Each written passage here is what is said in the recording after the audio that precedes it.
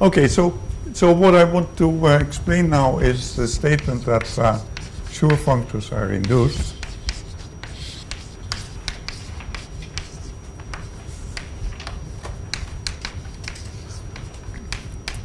And so let's introduce some notation. We already know what GLN is. And let me write Tn for the n-dimensional torus which is sitting in there diagonally. So Tnr is the diagonal subgroup of GLNR. So it consists of matrices of the form T1 up to Tn and then nothing here. Similarly, we have Bn plus, which corresponds with matrices that live on the diagonal and above. So I'm not writing R anymore. This is a very conventional one, often suppresses the R from notation or from speech. So you talk as if GLN is a group, although of course you know, no, it's actually a group valued functor. But okay, so that's Bn plus. Then guess what Bn minus is? That's the other one. And yeah, so the plus refers to the fact that this one involves positive roots and this one involves negative roots, where I'm so for my torus, if I have a vector v and which is acted upon like m1 up to, so if I have a eigenvector for this generic diagonal element with eigenvalue that, then I would say that the weight, that v is a weight vector, and the weight may be written various ways.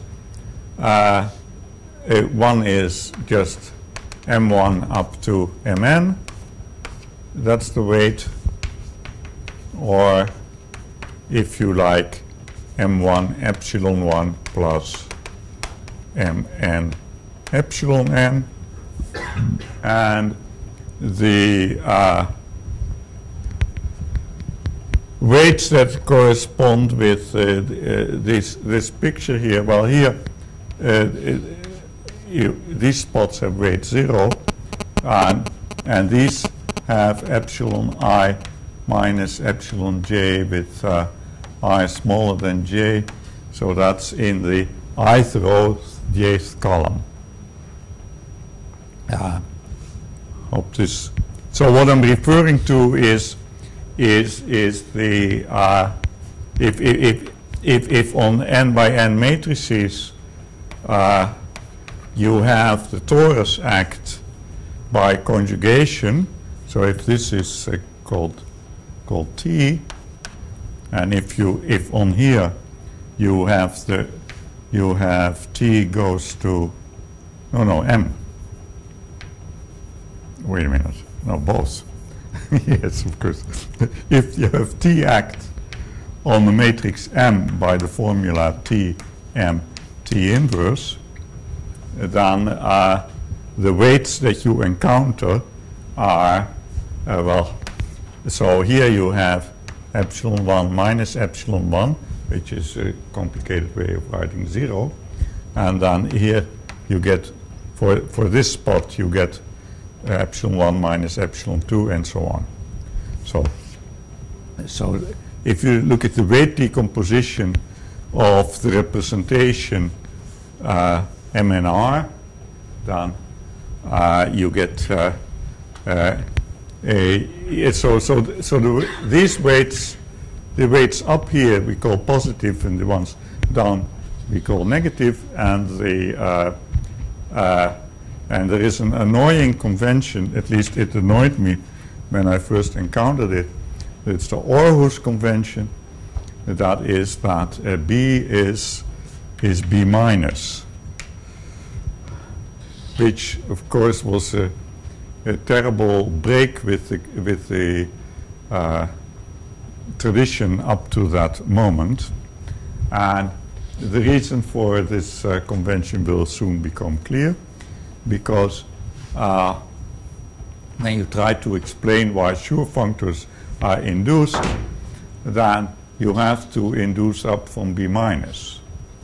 And so Janssen didn't want his book to be full of minus exponents, and so he shortened B minus to B. That's right. So the representation theory, as I've already been referring to, representation theory of Tn is very nice. First of all, the coordinate ring of Tn is just the Laurent polynomial ring in those little Ti's.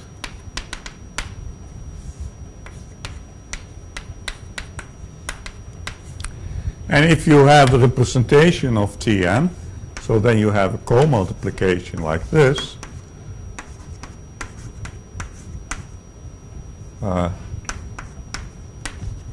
Then if you look where a vector goes, well, it goes to a Laurent polynomial with coefficients in the representation. Yeah, so it goes to a sum of V multi-index. So multi-index is short for a multi-index. Vmt to the power m. So t to the power m means t1, m1 up to tn, mn. So the co-multiplication sends a vector to an expression like that. And now the exercise is to show that these are weight vectors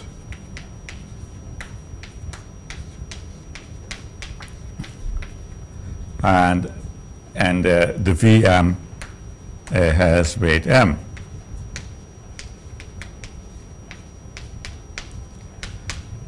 In other words, the every representation of Tn is a direct sum of weight spaces, and on each weight space the action of the torus is really easy. What this means, yeah, so this is just an exercise with you have to you have to spell out the fact that it's a representation, so you have to use that things like that. If you have a product of two diagonal matrices, then it acts like the product does.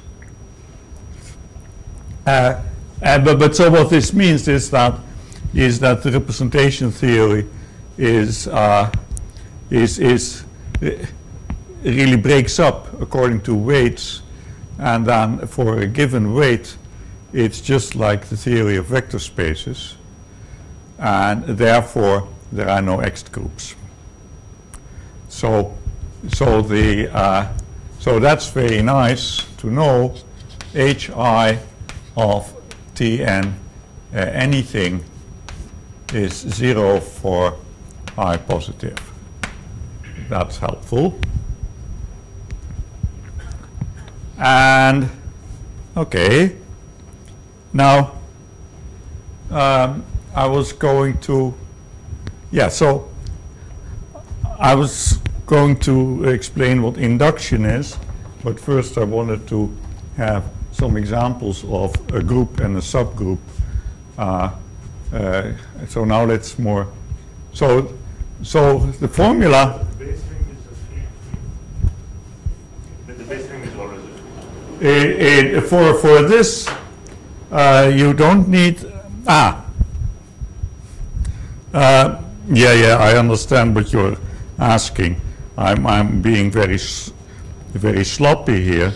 This is true for any commutative base ring, but of course the argument that it's like the theory of vector spaces is wrong.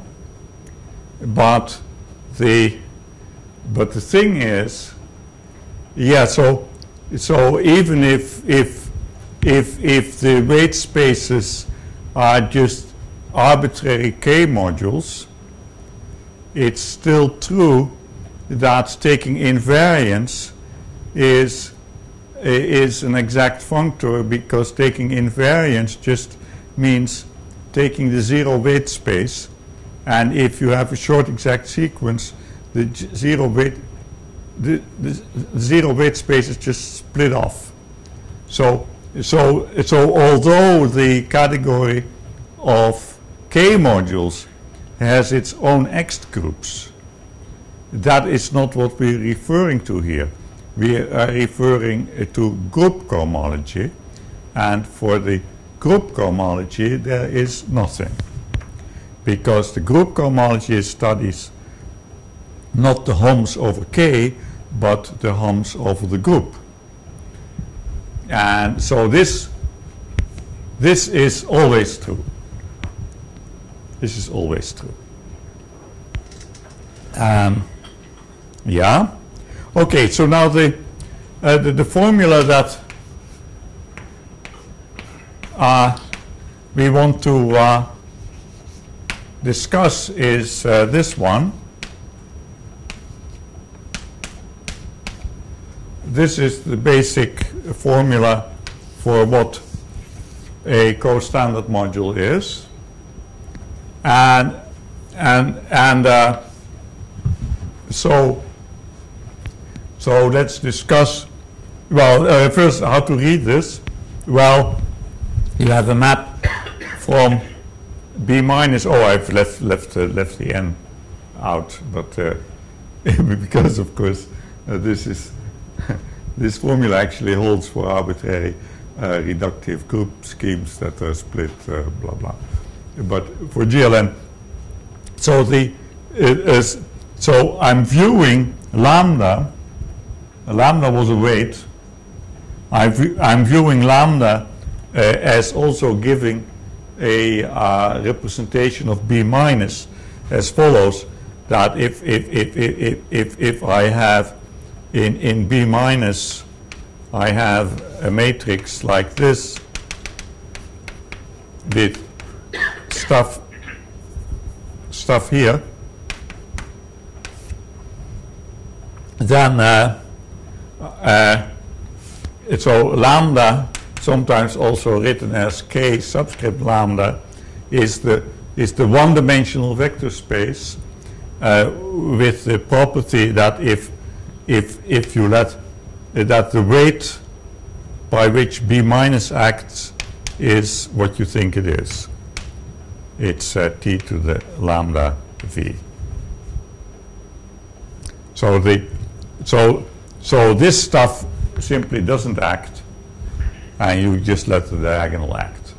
So in other words, you project B minus to T, let's put the ends back in. You project, and then it's the rank 1 free module on which Tn acts with weight lambda. Okay, and so this is the general definition of what it is, and this is for lambda dominant.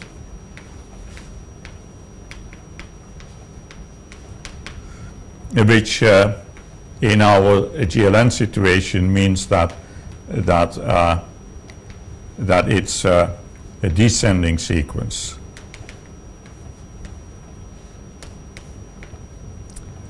And you call lambda dominant polynomial if they're all non-negative, and in that case you have a Young diagram attached to it, which has lambda 1 boxes in the first row, lambda 2 boxes in the second, lambda 3 in the third, lambda 4, and then you have you go on till lambda n. So the you'd better assume that n is big enough to take care of all rows. This is the standard condition is that you want n to be at least the number of boxes. In that way, you guarantee that. So you want n to be at least as high as the degree of the polynomial representation. Then you can talk about it this way. Yeah. So you still need to say what induction is. So let's go and do that. So the situation we are looking at is an affine algebraic group scheme G over K and a sub affine algebraic group scheme H. So meaning that HR is always a subgroup of GR, and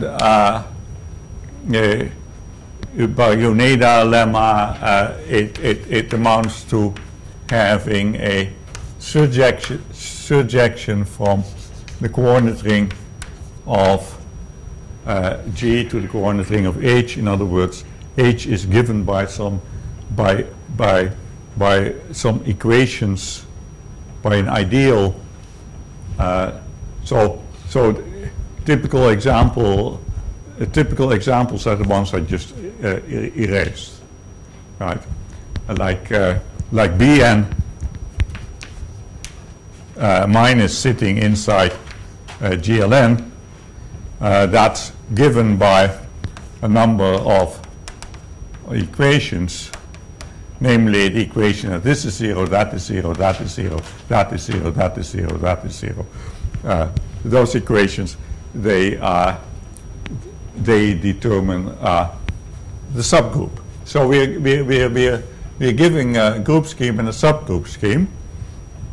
Now, if you know representation theory of finite groups, then you know that induction is the left adjoint of restriction. Here that is not so. The thing that we call induction is the right adjoint of restriction.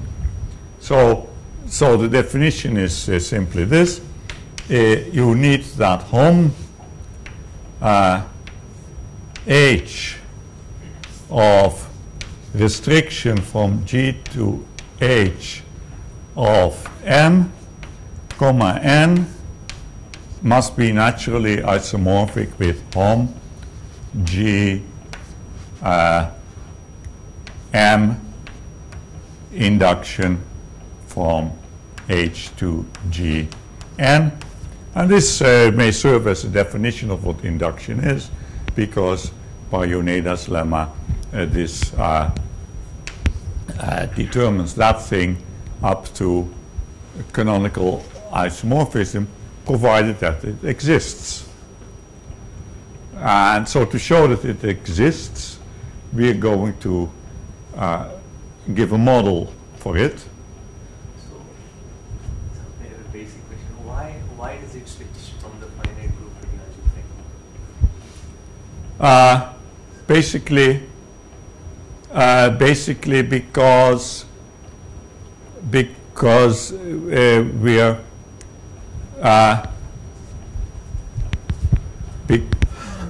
well, let me give another formula for it.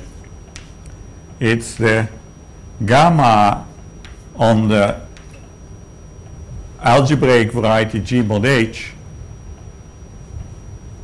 of some sheaf associated with M. Namely, you have to take an equivariant, a G equivariant sheaf here, whose restriction to the point H mod H, as I like to write it, is just M. So the so this is a very natural construction to do. You associate to a representation of the subgroup. You associate the associated bundle, and then you take global sections of it. This is a natural thing to do, and this is the one which you also this is the one which is adjoint. Okay, maybe I should. The other adjoint we don't have, and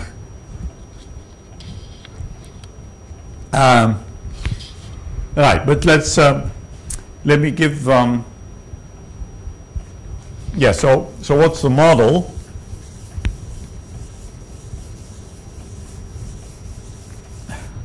Well, let's first make an aside. Two ways of looking at M tensor Kg, where M is a G module. Let's, yeah, so, I'd better check my notes before I'm going to do something silly. No, maybe I'm, okay, let's, yeah, so, well, how to think about this? Well, this I think of as functions on G with values in K. I know that's wrong. I know you're supposed to choose K algebra R, but I'm telling you how I think about it, yes? It's not the same as what it is. And so this I think of as morphisms from G to M. And of course, as long as by the right-hand side you mean the left-hand side, there's nothing wrong. Yeah? But so, an element in here I would like to think of as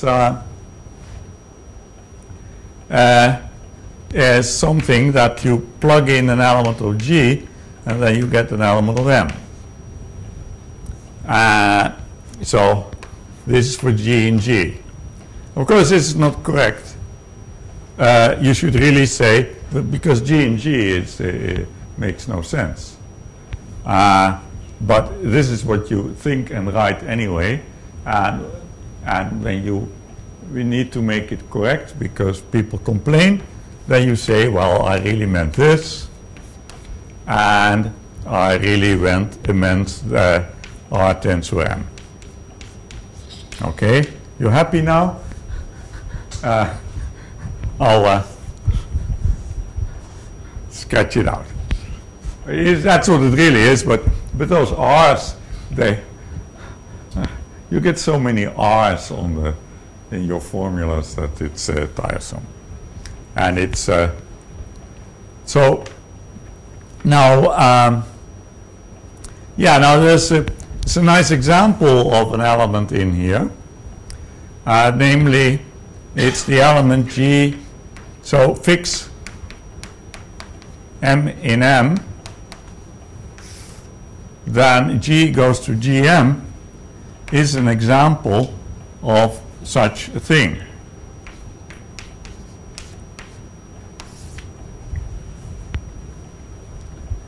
And it has an interesting property, that is, if you call this F, maybe you should call it phi. F and G are too close in the alphabet. Then phi of, and if I define H phi as the map, if I define H phi as follows, H phi G equals H phi H inverse G, then let's see what that is. So in our case, that's phi. So I get H, then the phi, that means I should write H inverse G, and then I should write M. And what do I find? That's GM. So if I let the group act on more GM according to this kind of formula, then that particular one is an invariant. So that's how we have. So this viewed as a G module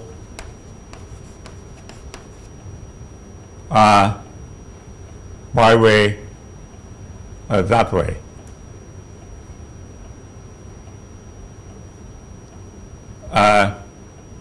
So in that manner, that way. Then so we found invariance in there. And now if you, on the other hand, okay, so we found some functions in there that are invariant. You choose an M, and then this is an invariant of the Moore set. Are there more?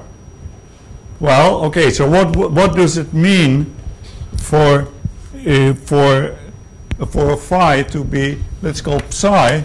So suppose psi is invariant. What does it mean? It means that H psi of G is psi of G. And this was H psi H inverse G. So what we see is that if I take H equals G, that I see that psi of G is equal to G psi 1. So it is of the same form as my example.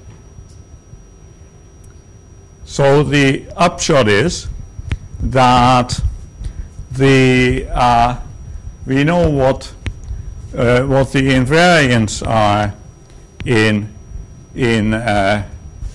here if we use that kind of action, and once you know that, it's not a miracle to have the following formula. That is that very useful lemma: n tensor kg is isomorphic with n triv tensor kg. And the map that way is sending n tensor f to this special one and then simply multiplied by f, if you understand how you multiply by f in, I mean, this is a ring, right? So you just multiply by f.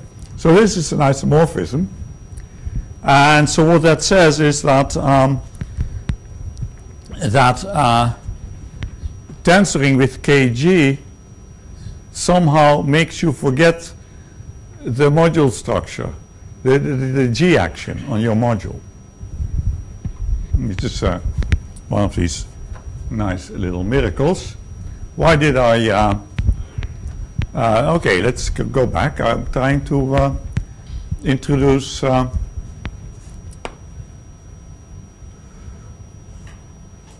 yeah, okay. Now where's my formula?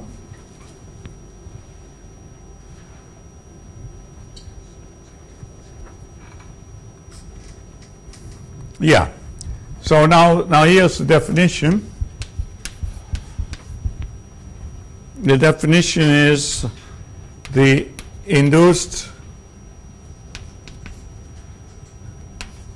module we realize as follows. I take the more from G to N, then take the fixed point, and this then as G module.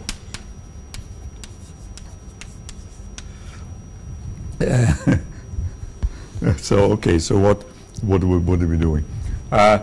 Yeah, so this is an H module, and I can use this kind of formula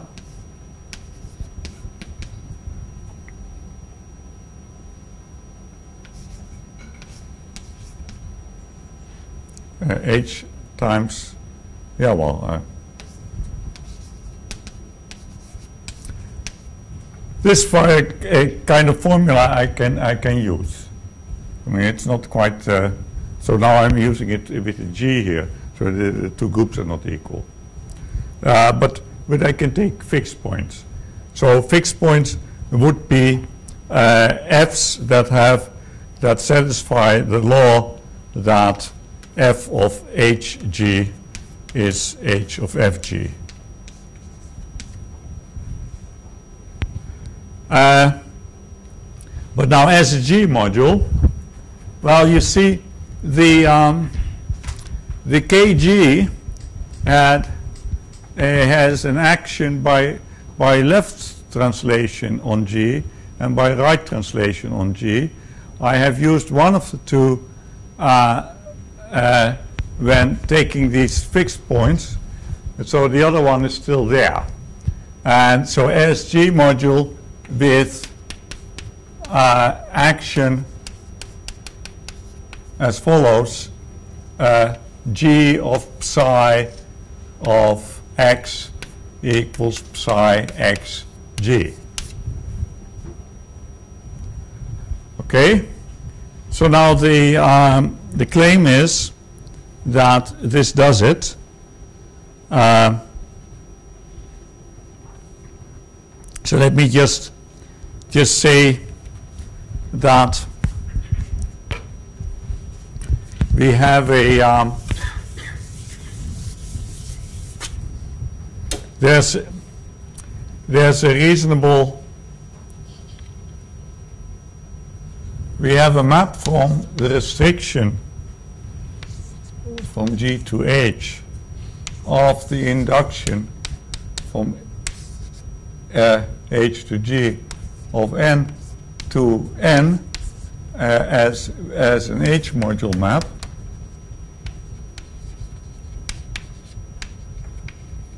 So this is all a little bit confusing, I suppose, because to construct this, I've taken invariance under H, but now I'm using the other action. I restrict that to H, and now I claim that the map is just the map which sends F to F1, that this is an H module map, and that is the map which explains this isomorphism, namely, if you do that, then you get a map from here to there.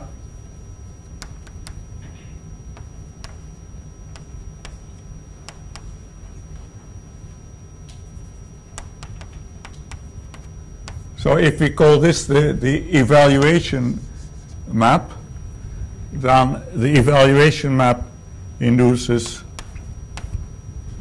the homomorphism from here to there, which is the one that the isomorphism comes from. And now it's an exercise.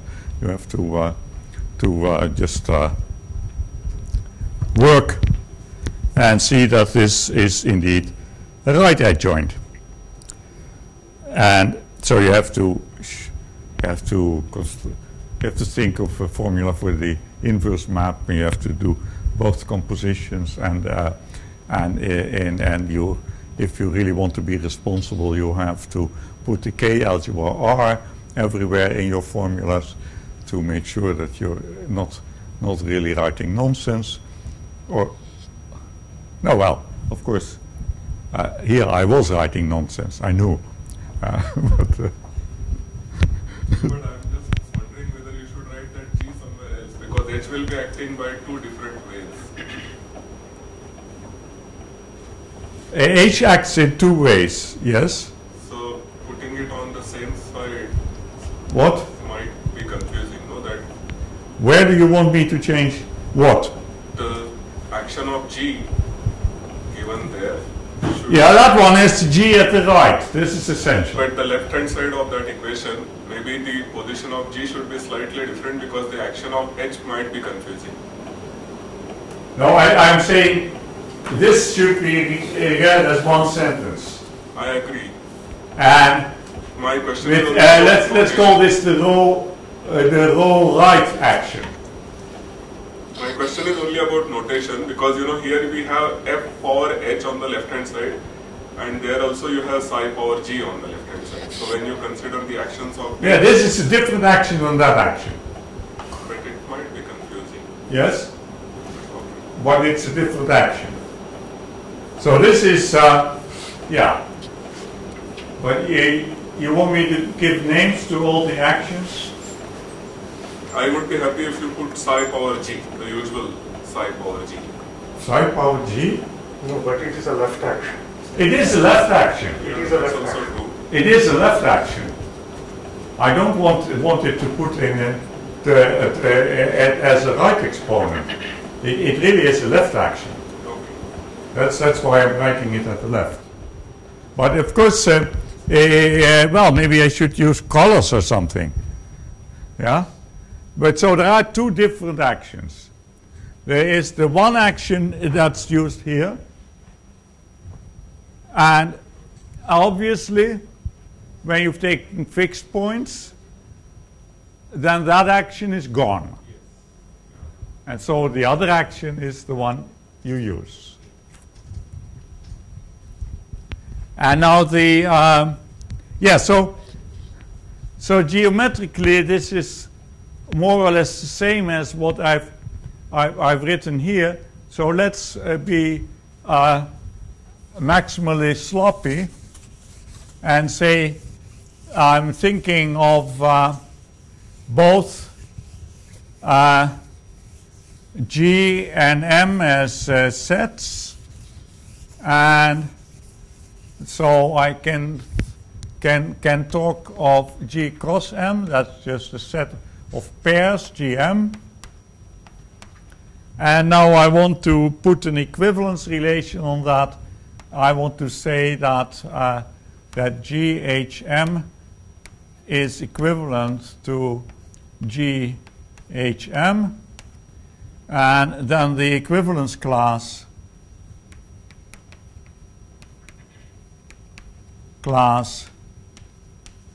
is let's call that GM with between the other brackets. Then you can say that L of M, this sheaf, has as elements these equivalence classes, and you have a projection down to G mod H, namely GM you just send to the coset GH. And now the sections of this bundle, that's what the gamma G mod H LM is referring to. And now all these things have to be made a little correct. But there is such a quasi-coherent sheaf on G mod H, which more or less has this description. And then the very important theorem is Kempf's vanishing theorem.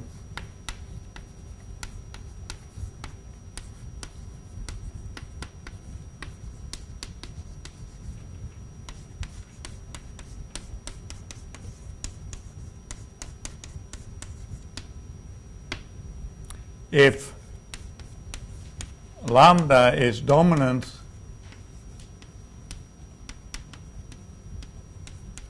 then the higher cohomology of this vanishes. And the zeroth one, that's our induced module. And if you compare, I mean, what does it mean for a section to be well defined? Then you see that corresponds exactly to it corresponding with an invariant in here.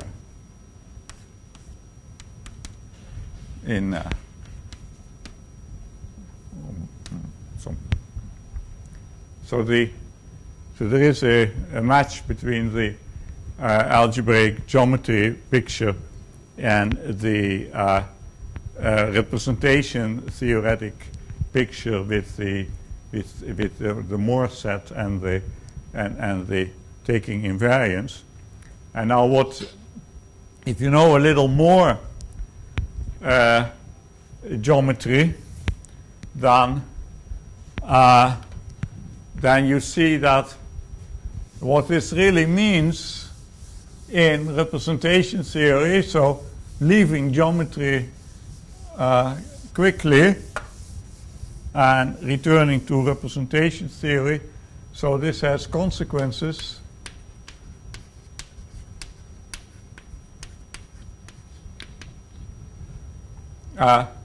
One, if lambda is dominant, then lambda lambda as a representation, so thing that you may also write as k lambda, is acyclic for the induction functor. So there are no higher derived the higher derived functors vanish on the dominant lambda. And then you need the B minus. And the other thing, which is also very interesting, is that hi of B m is hi of gm when m is a G module. Okay, so I should really write here res from G to B m, but I don't do that. I mean, restriction is understood when you have a B here. I bigger than 0. Huh? Do you also need I bigger than 0? No. FDI. This is always so. And this is the very interesting. You see, the point is, but maybe we should take a break first. And no, so this is very interesting because it means that G cohomology of a module can be studied by means of B cohomology. And B is a group which breaks up into pieces. You have the diagonal stuff, you have the upper diagonal stuff, and the upper diagonal stuff you can filter. That's a solvable, it's a nilpotent group, so even. And in any case, I said upper diagonal. No, that's so this is true for any standard Borel subgroup. Well, it's true. Let's say any Borel subgroup containing our torus. It doesn't matter which one you have because you see it's you see the here I needed a B minus because it said dominant. If I had used a B plus here, I would have to say anti-dominant and so on. But the G mod B B plus or G mod B minus as varieties, they are the same thing. They're just, that's because these Borels are conjugate, and so cosets of conjugate subgroups are they give the same thing, and so and because because this M you don't have to say dominant or anti-dominant, therefore it doesn't matter which B you take. Okay, so maybe I should specialize this. For instance, suppose you take for M, you take just K. Then what does this say? Well, this left-hand side is just N invariance under H. And what does the right-hand side say? Induction of N under G. Now this is something that in an earlier lecture you have seen me do, namely when I claimed that if you have an algebra which doesn't have the finite generation property for H, that you can find a new algebra which doesn't have finitely generated invariance for G. And so this is what I was really doing.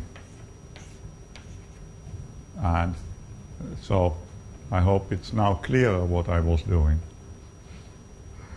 And yeah, and then of course, in view of this kind of formula, it's not too surprising that in the example you wanted G mod H to be an affine scheme, because otherwise this you don't really understand the this global section stuff too well.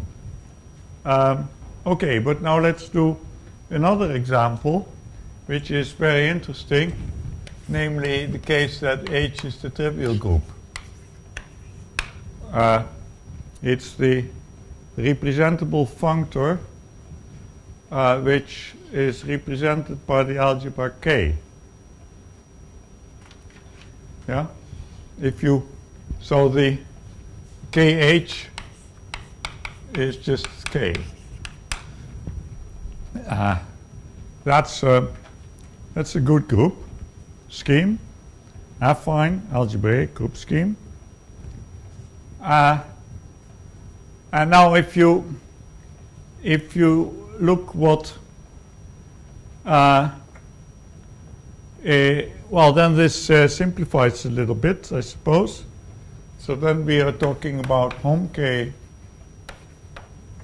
Mn being isomorphic to hom G M induced H to Gn. And what this shows, yeah, so what's that? That one was taking invariance under the trivial group of n tensor kg. And the conclusion is that this is an injective module. Because what do you want to know? You want to know if it's exact in M. It's a functor of M. But then you look over here, and yes, it is. Provided N itself is an injective K module. So if K is a field, this is always so. Yeah, and even if K is not a field, you can easily see that this has no higher G cohomology, because this was the same as N triv. Oh. Yeah. And so basically all you have to convince yourself of is that Kg itself has no higher G cohomology, and that will be clear from the Hochschild complex, because the Hochschild complex will have a homotopy that contracts it in that case. I'm not sure if I will do that exercise, but that's the well, it's one reasoning. Maybe you can also get a fancier argument without the complex. But okay, but so the thing. So let's stick with the field, and so then what we see is that the category of G modules has enough injectives, because for an arbitrary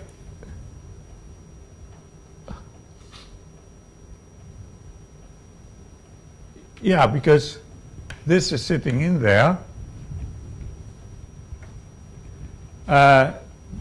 Namely, here you have the constant function, which is always 1. And so this is sitting in there, and this one is injective. So that's still using H to be that. So maybe I should really write E here to make clear that that's what I'm talking about. So this shows that the category has enough injectives so that you can do cohomological algebra. So this shows that the fixed point functor must have derived functors, right derived functors, and Hochschild, of course, didn't do it that way. He just wrote down the derived functors before the concept right derived functor existed. And it's historically, right derived functors were invented to capture a number of examples, one of them being Hochschild's example. Yeah, well, I don't know the precise history, but certainly Hochschild just wrote down the complex. And yeah, okay, so maybe yes. So let me see. I should probably explain a little bit more about this here. The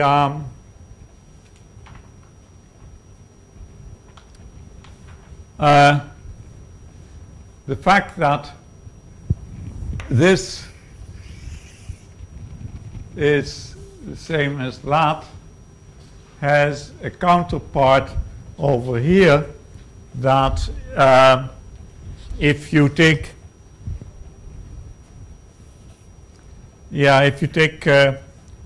on G mod B, if you take the sheaf which corresponds with Kg, then the Kg just goes outside.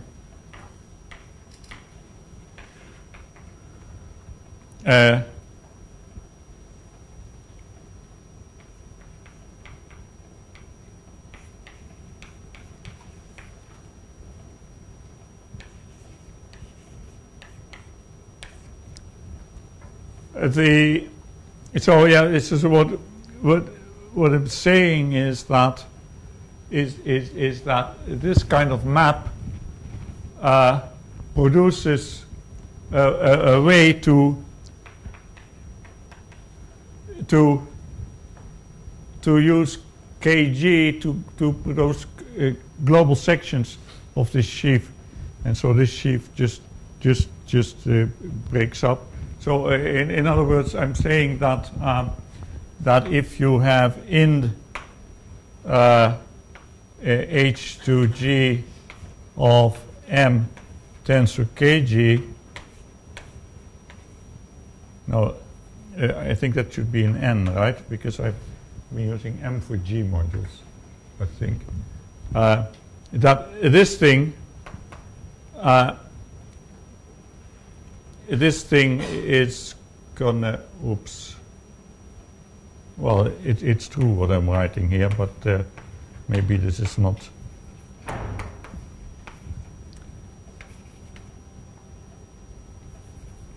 You have formulas like this. You have formulas that the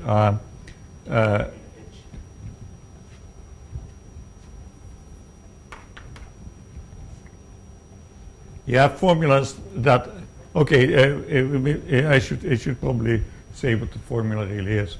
I should say if you have a G module,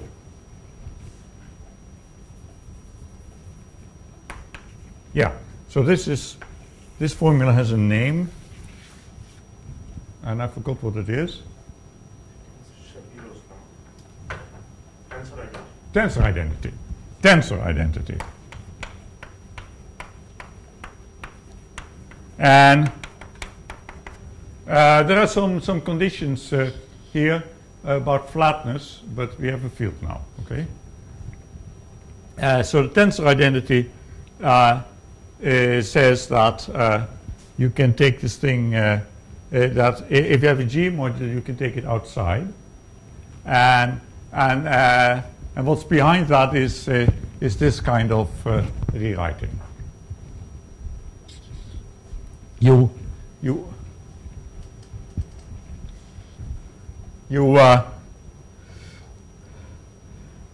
sort of replace M by M triv, then take it outside, and then discover that there is yet another action, and then it's no longer triv.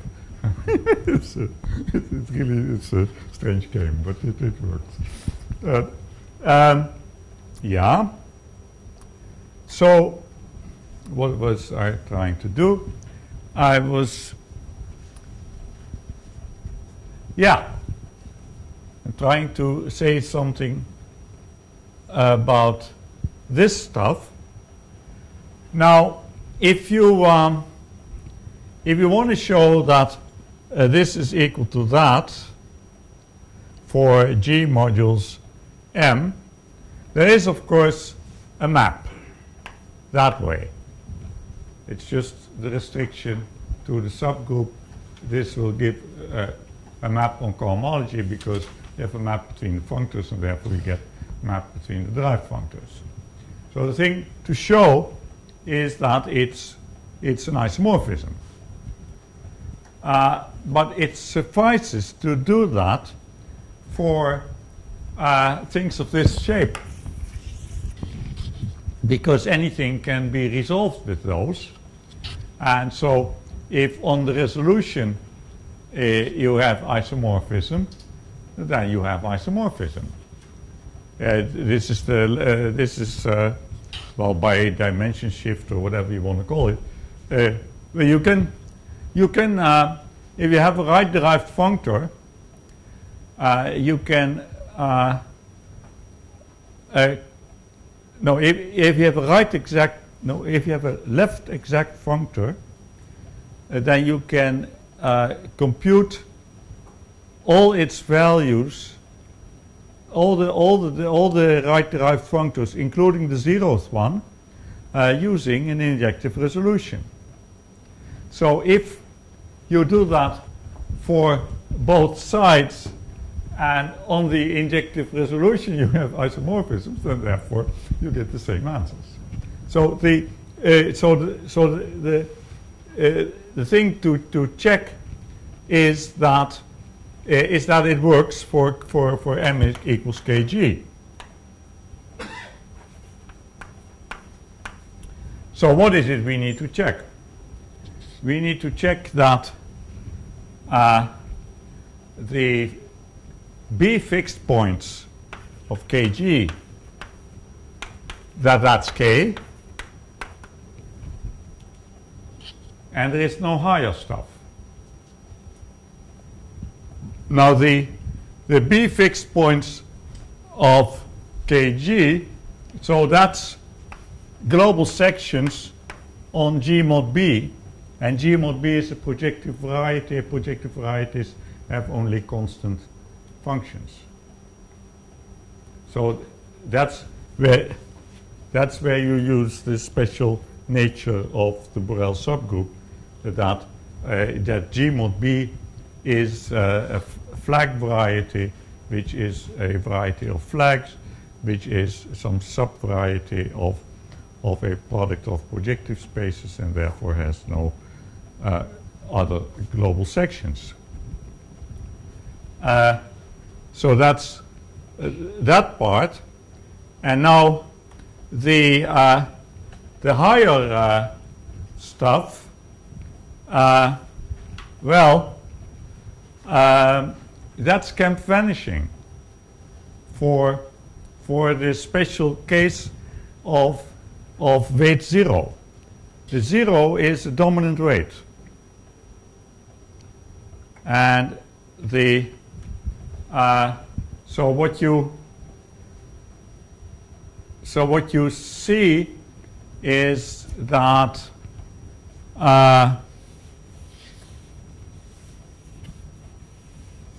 Yeah, how do, let me try to be correct. Let me see, it does, it comes out of it somehow comes out of this.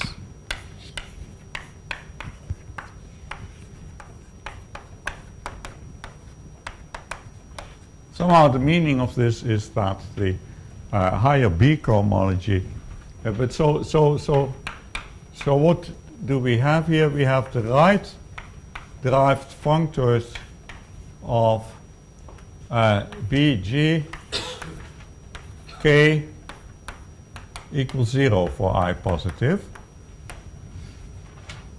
and because of the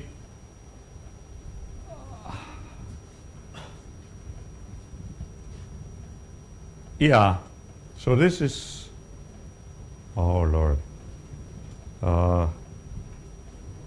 I should okay, so why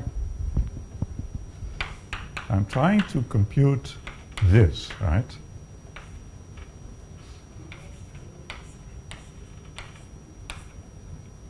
And this is HI B of int B to G of KB, and yeah, so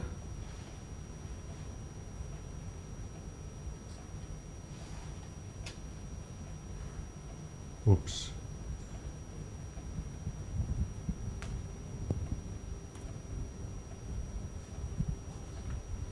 No, maybe I should quit this explanation at this point, because I know it comes out of Camp Vanishing, but oh Lord, I want these things to vanish, right? And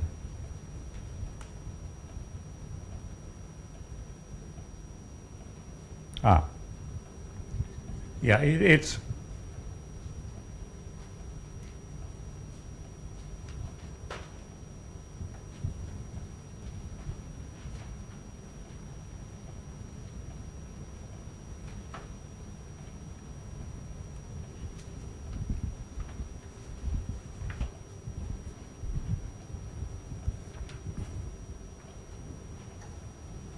well, in one way or another, the statement that there is no higher cohomology of the constant sheaf with value k is telling us this. I'm sorry. Anyway,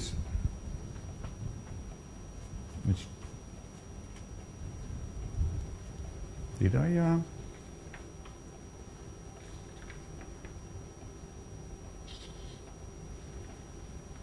Well, and the other thing that that you get is that let's do number 3. Consequence number 3.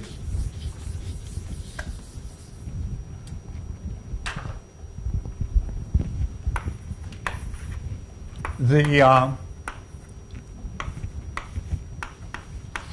co-standard modules for lambda dominant. Yeah, by the way, if lambda is not dominant, you don't write these things, okay? I mean, the notation is to be read as the co-standard module with highest weight lambda. So then, of course, lambda had better be dominant. Otherwise, you cannot say that. Yeah, these are G-acyclic. And so that somehow comes out of these things vanishing gets translated into these things vanishing.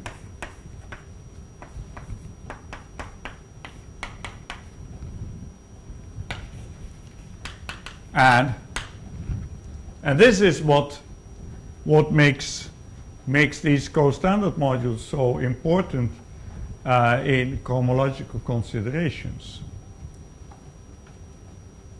because they are the ones that do not have cohomology, and therefore you always try to compare a module with a module that has a filtration whose layers are co-standard. So here's the definition.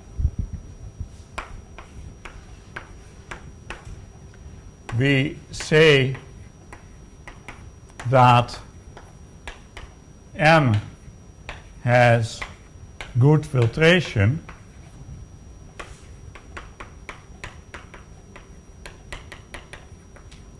if M has an exhaustive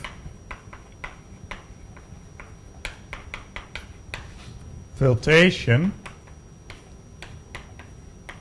And now I'm going to use my own funny notation, which is M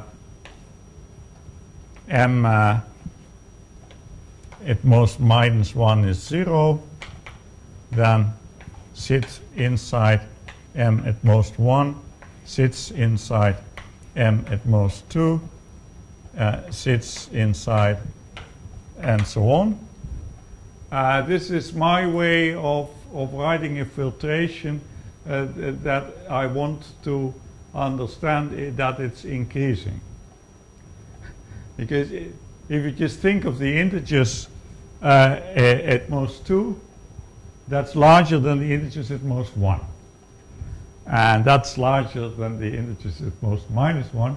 And so this way, I can remember that I'm working with an increasing filtration. You may guess what that this would be a decreasing filtration. I like that kind of notation. Anyway, so you know, so that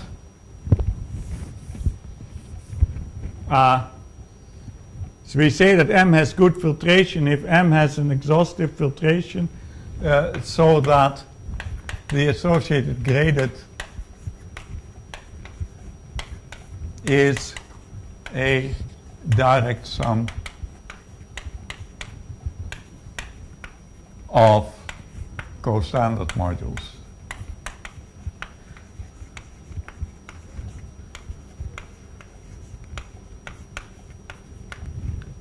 Okay, so every module of such shape is called a co-standard module, and of course there may be different lambdas in the different layers of the filtration, and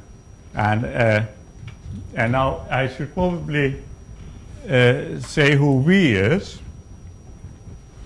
because Janssen doesn't. Janssen allows only one co-standard copy per layer.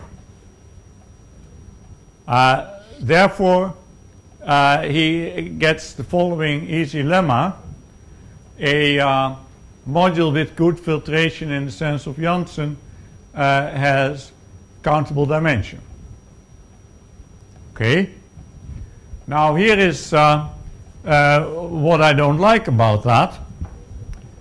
I want to say that if you have a vector space with a trivial action of the group, that the thing has good filtration. The filtration is very short. I take 0 and then I take the full vector space. The full vector space is a direct sum of copies of the field. Done. But Janssen says, no, you have to distinguish between the case that the vector space is countable dimensional or not. And, well, that's a pain. But moreover, how should we be filtering this vector space with trivial action? There's no natural way to do it. So it's really very painful, that concept. And so the we now includes by now Brion, Kumar, and Van der Kallen. We agree that by just making this slight twist of not limiting the number of copies and also not specifying which weights, things go so much more smoothly that this is progress in mathematics. If by twiddling a definition a little bit, all your proofs become easier and all your theorems become better, then that's what you should do. Okay, so this is now right. So I should probably say that before I forget that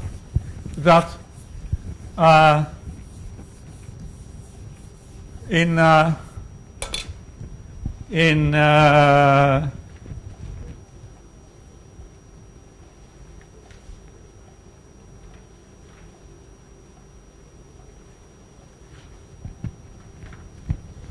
Green, in 1980, Green wrote a book which is called Polynomial Representations of GLN. It's lecture notes of mathematics 830. Springer lecture notes, in which he shows that the Shor modules are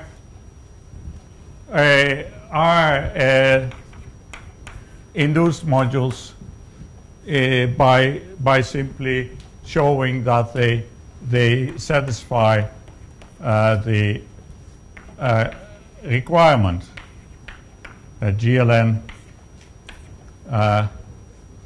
here M, and then that this is isomorphic to Hom Bn minus restriction of M n lambda. Now let's take a field as base, and let's take, for example, for M an irreducible module. And so, for instance, if you're working with, well, let's take SL3. I know what the weight, what the roots look like, and so a typical module would have. Oops, I should try to use mirrors. So suppose from here to there, to there, to there, to there. Oops, no? All this. I want to.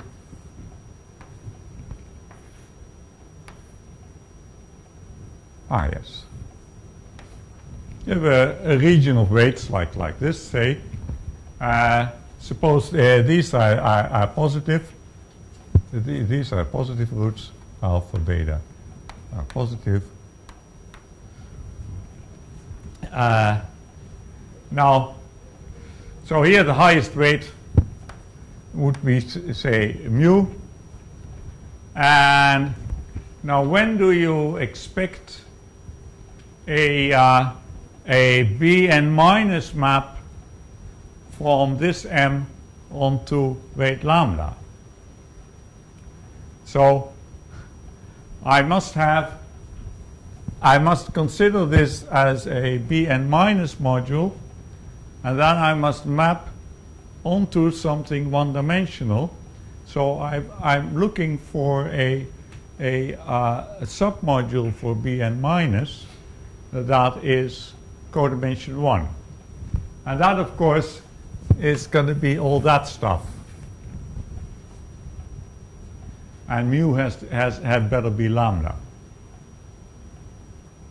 And so this shows that indeed the co-standard module has a unique irreducible submodule, namely the irreducible submodule with highest weight lambda. You see what I'm saying? Please repeat. Yes. So I'm saying we know that this is that in general. Now I take for M an irreducible module with highest weight mu. Suppose I have a map here. So I'm wondering, when do I have a map here from an irreducible to my co-standard module? If I have a map here, I'd better have a map here. So here I must have a submodule of my irreducible module, but a submodule for Bn minus that's codimension 1. Bn minus still contains the torus, so it must be a sum of weight spaces. Okay, so which combination of weight spaces is going to give you a submodule? The Bn minus action is going that way and that way, and that way. And so the, yeah, okay, so there is a lemma. It's a fact that if you take a highest weight factor of weight mu in an irreducible module, a irreducible G module, that you get the whole module by just applying B minus. And the reason for that is roughly this. Well, there are several reasons. One reason is that if you look at B minus, B plus, and you call that omega, that's the big cell, that is dense in your group. In case of GLN, it consists of the things for which these subdeterminants are invertible. And invertibility is an open condition, and so you most of the things generically you're in there. So you expect that B plus, B minus of this, the closure of that should be your full module. However, this is a weight factor for B plus, so you can as well leave that out.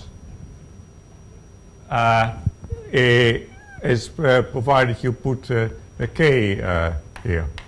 You should take the span, of course. And so you see that the B minus of that vector is everything. And so wait, does it now follow that the only way to get a one-dimensional? Yeah, if the V mu were in the kernel, then the kernel would be everything. So that can't be.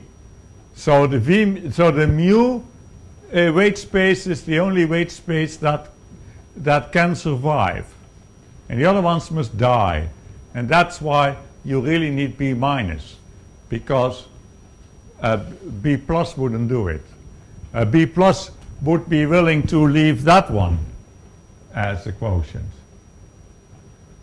And so you either have to work with B minus and dominant weights, or you have to use B plus and anti-dominant weights. And Janssen hates to anti-dominant weights. I don't know why. I mean, what's wrong with them? But so this yeah. Okay, so this is how the connection between Schur modules in the polynomial functor theory and the co-standard modules in this sense I made. Now there are lots of there's a number of nice theorems about good filtrations that you can nicely prove with Frobenius splittings, but I suppose this course is not about that. That was my course in the previous century in was it Mumbai or Bombay? I don't remember. Okay. Any case, so you can read about that. The notes were taken by Inamdar. It's he made it look organized. The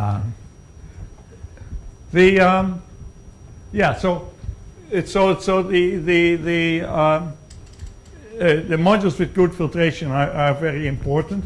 So if a module has good filtration, then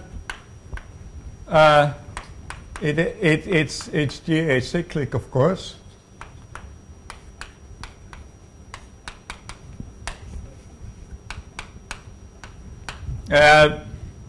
Basically, because you have all these long exact sequences, and the cohomology commutes with direct limits, so you may restrict yourself to a finite. You may restrict yourself to one of the filtered species, and then by induction on the I here, there's no I, but by induction on -1, 1, 2 on that number, you just break the problem up with the long exact sequences for cohomology until you have a direct sum of co-standard modules, and for co-standard modules it was Kempf. So they have no higher cohomology, and in my paper with Klein, Parsons, Scott, they showed, I didn't, but they did. They showed that if you have two co-standard modules, that this also has no higher cohomology.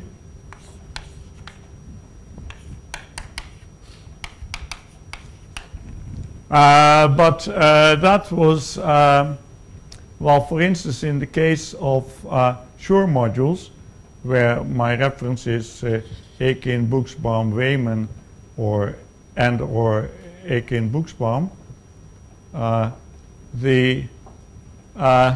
there's a different explanation for this.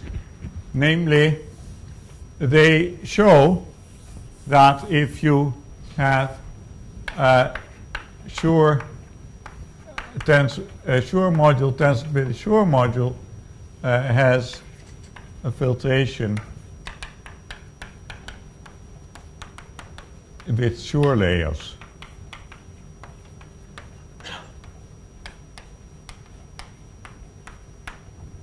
This is a theorem of Buchsbaum and Akin, I think, but it's also a theorem of Wang Jianpan at the other side of the picture. Namely, he didn't do it for Schur modules, but he did it for co-standard modules for GLN. And as they are the same, it's the same theorem, but it's a very different proof. I mean, his proof used flag varieties, and the other ones use combinatorics. But this has then Donkin generalized this phenomenon that the tensor product of things with good filtration has good filtration to almost all types, but his method required really using the structure, using explicit stuff. So he got stuck for E8 in characteristic 2. And then Mathieu showed that by using Frobenius splittings in a strange way, you could give a unified proof which didn't use any such details and therefore worked for, I mean, you didn't really need to know which type you were in. And that's what E numbers also explains. This is also in one of the appendices of Janssen's new edition. So an important theorem is that good filtration, tensor good filtration, again has good filtration, but we only will need it for GLM. So it's a factor. That result is quite a bit older than Mathieu's work, but by now this is known in full generality. Then another thing that the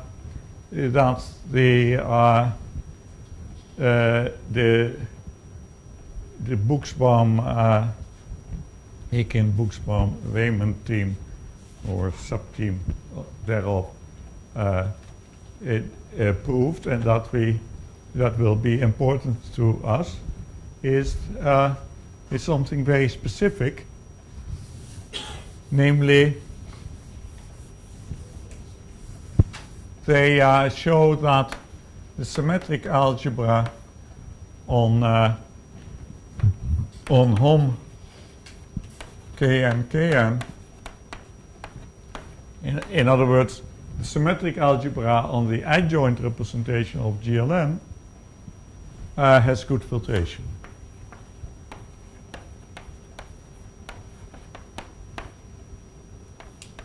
And I'm not sure if there is a proof of that without the combinatorics. But well, anyway, they prove it. So this is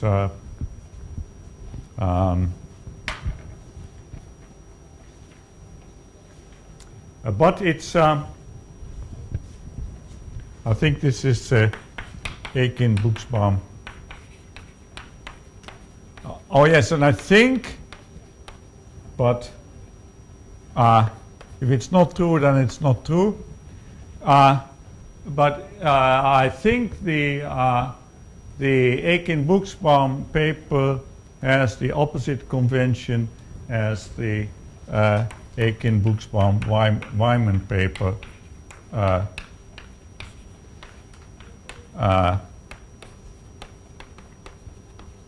From a little earlier,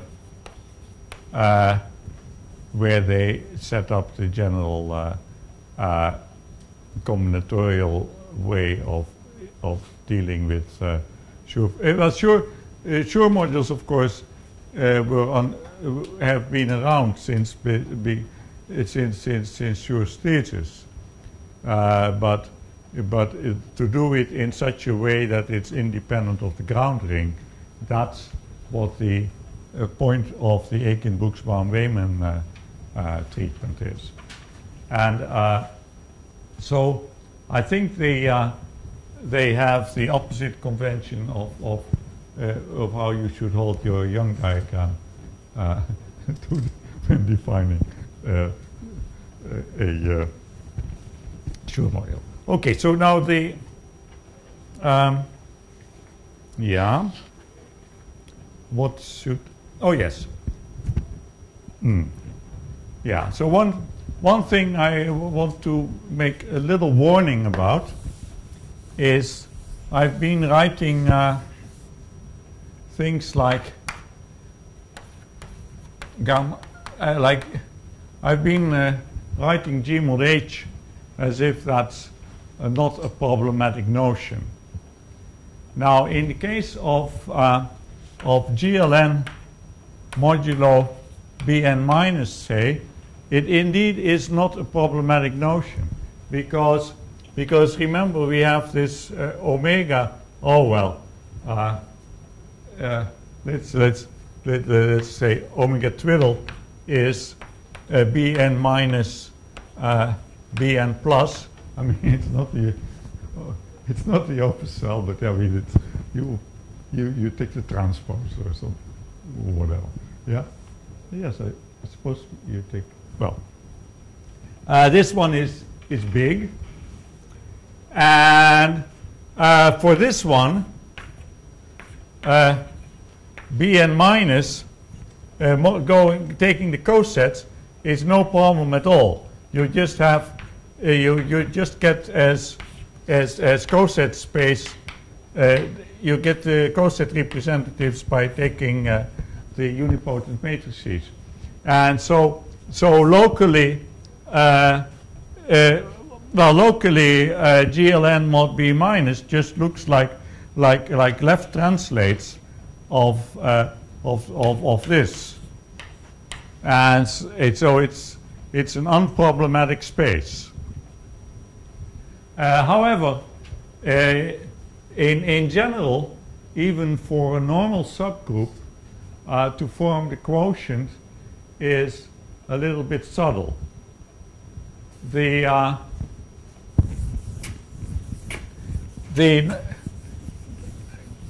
clearest example where something strange is happening is if you say I map SL2 to PGL2 as follows.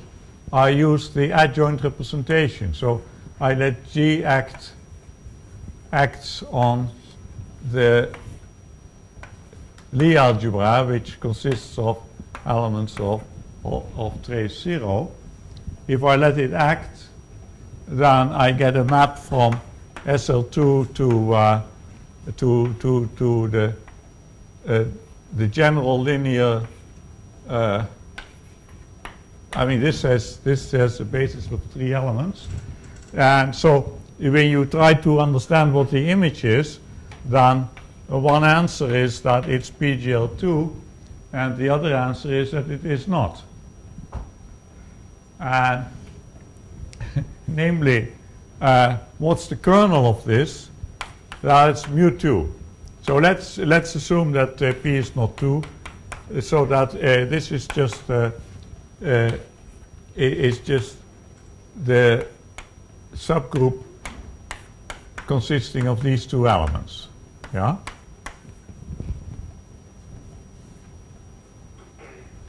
Now, the problem is that this is usually not the same.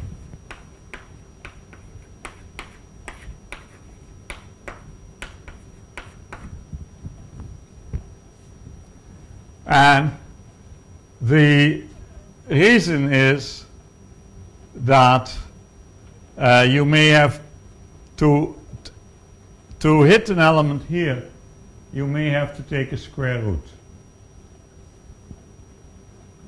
Like try to hit, oh, okay. So maybe I should do that next time. But so there is a subtlety there, which makes that we cheat in that we suddenly jump out of our category of functors, and we say, oh, Grothendieck has explained that this thing is not a pre-sheaf for the élément plat de présentation finie Grothendieck topology, and so obviously we should sheafify, and then it becomes all right again. Basically, what I only want to say is it's not what you think. On the other hand, kernels are just what you think. And we will use kernels a lot. So images are a pain, but kernels are fine. Okay. So the next lecture is on Thursday at 11 o'clock and tomorrow at 11:30.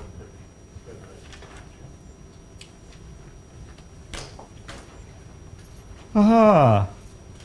Where do you think I will be after 10 lectures? Yeah, here, of course, but